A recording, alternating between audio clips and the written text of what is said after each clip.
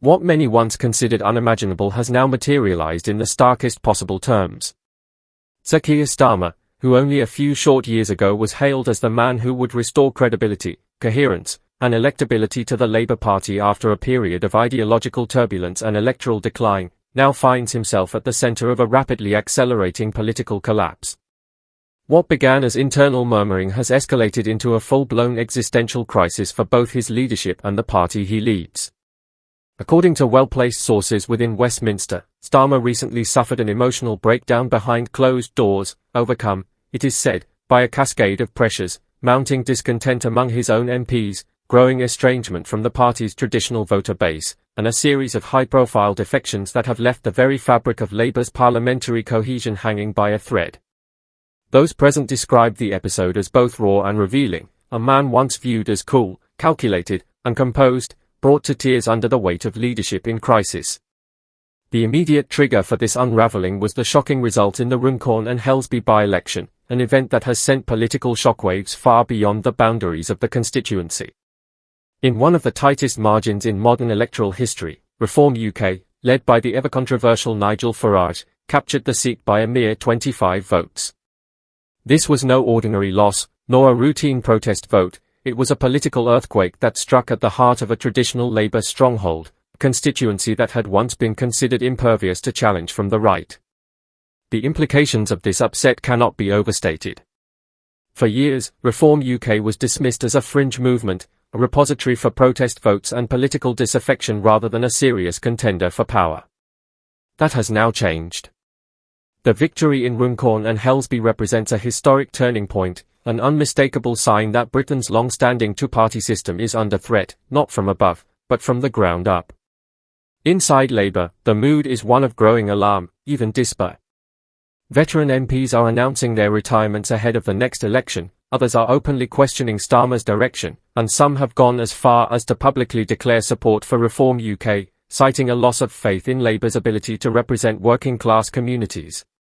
The once mighty Labour machine, long unassailable across the north of England and the Midlands, is now visibly fracturing. What began as subtle discontent among the grassroots has erupted into an open and widespread rebellion. At the heart of the backlash lies a deep and unresolved tension between Labour's parliamentary leadership and its traditional support base. Working-class pensioners, low-income families, and disabled constituents, once the backbone of Labour's electoral coalition, now express feelings of abandonment and betrayal. Cuts to winter fuel payments, reductions in disability allowances, and a perceived lack of empathy from MPs have triggered a wave of anger and resentment. These policies, viewed by many as tone-deaf and technocratic, have been compounded by what critics see as an aloof and patronizing attitude from the party leadership, particularly when it comes to matters of national identity, economic hardship, and public services. There is a growing perception among many voters that Sir Keir Starmer no longer represents their interests, nor does he understand their daily struggles. Instead, he is increasingly viewed as a figurehead of a remote and privileged political class, more comfortable in think tanks and media studios than in working men's clubs or council estates. His polished public image, once an asset, now appears hollow in the face of real-world hardship. One insider put it bluntly, the tears weren't just about a single by-election. They were about the terrifying realization that Labour's connection to its heartlands may be lost, perhaps permanently. Facing mounting internal pressure and waning authority, Starmer has made a bold and risky move. He has called for an early general election. However, far from projecting confidence, the announcement is widely interpreted as a desperate gamble, an 11th-hour attempt to salvage not only his leadership, but Labour's relevance in an increasingly fragmented political landscape. Within Westminster, many acknowledge that Starmer's grip on the party has weakened to the point where his role is now largely symbolic. The authority he once commanded is fading. His mandate is under serious question. Yet Labour's implosion is not an isolated phenomenon.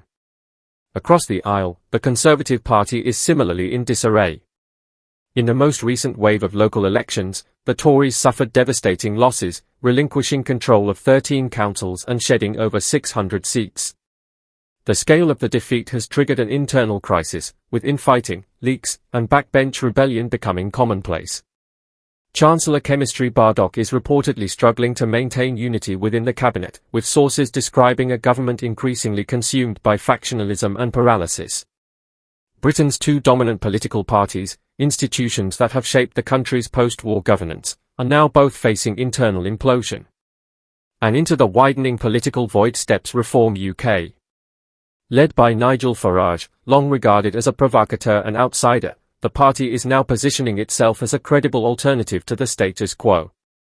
Farage, with his unpolished delivery and direct manner, stands in stark contrast to the carefully scripted personas of mainstream politicians. While critics accuse him of populism, many voters are responding to his blunt style and perceived authenticity. The national mood has shifted dramatically. The British public is not merely fatigued by political failure, it is exhausted. The cost of living crisis shows no sign of abating. Wages remain stagnant, household bills are soaring, the NHS is buckling under unprecedented pressure, and crime continues to rise. For millions, the dream of home ownership has slipped beyond reach. In the face of these challenges, the political establishment appears increasingly impotent, offering recycled platitudes and empty promises rather than meaningful solutions. More significantly, the public is no longer passively accepting this decline. The mood has turned from frustration to fury. Across the country, voters are demanding more than mere change, they are demanding accountability.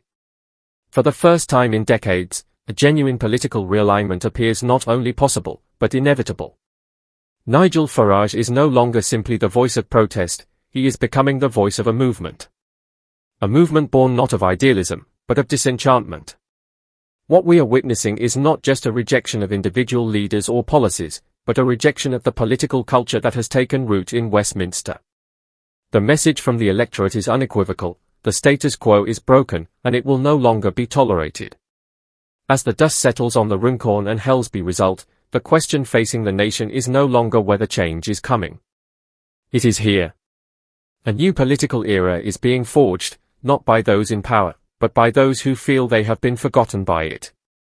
Reform UK can no longer be dismissed as a fringe protest party. It has become a formidable political force, reshaping the British political landscape and tapping into a potent blend of disillusionment, frustration, and national fatigue. The party is drawing support not only from alienated Labour voters but also from disaffected Conservatives and an increasingly restless Middle Britain. Reform UK is capturing the public mood with remarkable precision, a nation worn down by years of unmet promises, dislocated by rising costs, and disenchanted with the political class. This is no longer just another electoral contest. It is a seismic realignment in the making. Sir Keir Starmer's centrist strategy, meticulously designed to appeal to all sides, has backfired spectacularly. His overly cautious and often vague positioning has left the Labour Party looking rudderless and disconnected. Internal rebellions, a hemorrhaging of support, and growing mistrust within the party have exposed deep structural weaknesses. Starmer, once seen as the embodiment of steady leadership, is rapidly losing his grip on both the narrative and the party machinery. The decision to call an early general election in the immediate aftermath of Reform UK's shock victory in Runcorn and Hellsby has not been interpreted as an act of bold statesmanship. Rather, it is widely viewed as a desperate manoeuvre, a final roll of the dice from a leader fighting to retain relevance. The by-election upset was not merely a localised blip, it was the electoral equivalent of an earthquake. Labour's poll numbers have since plummeted. Backbench MPs are in open revolt. Starmer's moral authority is diminished, and his electoral mandate now hangs by a thread.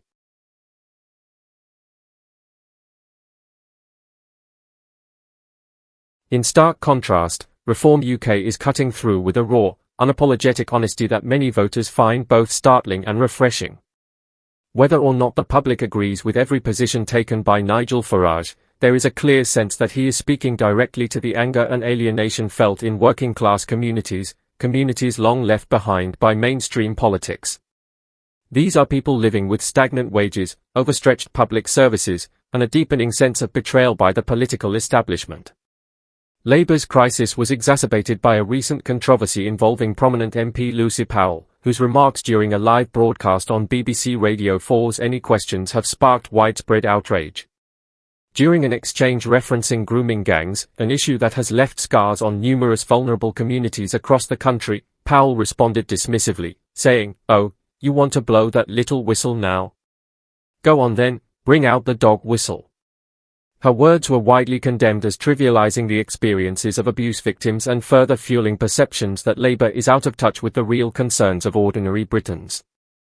Though Powell issued a public apology in the days that followed, insisting her comments were directed at the politicisation of the issue rather than the issue itself, the damage had already been done.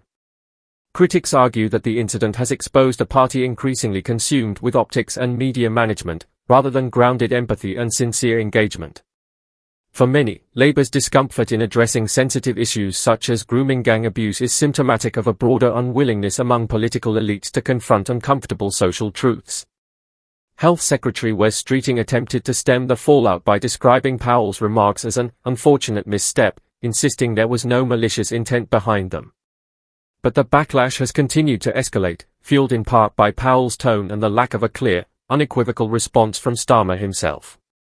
His comments, delivered via a spokesperson and framed in terms of concern about politicisation, failed to directly support Powell or clarify Labour's position, further alienating party members, voters, and campaigners alike. The scandal has now evolved into something far more consequential, a litmus test for political accountability, empathy, and leadership in an era of growing public distrust. Survivors of abuse, community leaders, and members of the public have expressed outrage not only at Powell's comments, but at what they see as Labour's broader failure to take ownership of local authority failings, particularly in areas run by Labour councils where serious safeguarding issues have previously gone unaddressed. Conservative Party co-chair Nigel Huddleston condemned Powell's remarks in the strongest terms, accusing Labour of shielding councils from scrutiny and calling once again for a statutory inquiry into grooming gangs. He warned that if more survivors come forward, the reputational damage for Powell, and for Labour more broadly, could intensify further. Shadow Secretary Chris Philp echoed the sentiment, arguing that tackling grooming gangs must never become a political point-scoring exercise but should remain a matter of justice and accountability. He accused Labour of delaying the release of critical child exploitation data and evading responsibility for systemic failures. Though Powell expressed regret and sought to clarify her intent, her remarks have left a lasting impression, and not a favourable one. For many, they epitomise the Labour Party's increasing alienation from the very communities it was once created to represent. What was intended as a rebuke of political opportunism has instead been interpreted as a shocking lack of compassion, leaving Labour embroiled in yet another reputational crisis. All the while, Reform UK continues to gather momentum. The party is seizing upon these missteps, positioning itself as the only political movement willing to speak candidly about the issues that Westminster often tiptoes around. Whether on immigration, crime, cost of living, or the failures of public institutions, Farage and his party are presenting themselves as an unfiltered alternative to the status quo. The contrast could not be more stark. While Labour appears to be searching for its soul, torn between its metropolitan leadership and its traditional working-class base, Reform UK is offering a clear, if controversial, narrative. At a time when trust in the political class is near historic lows, clarity, even when uncomfortable, can be a powerful political weapon. The fallout from Powell's remarks is more than just another scandal. It is symbolic of a much deeper crisis, a moment when the traditional bonds between the Labour Party and its base are visibly unravelling. It is also a potent reminder that in the age of political cynicism, authenticity, even if flawed, resonates more than carefully curated rhetoric. Reform UK is no longer merely capitalising on discontent. It is embodying a growing demand for radical change. As Britain stands at the cusp of a pivotal general election, one truth is becoming inescapably clear: the age of predictable politics is over. Voters are not simply choosing between parties, they are choosing between a failed past and an uncertain, but potentially transformative, future.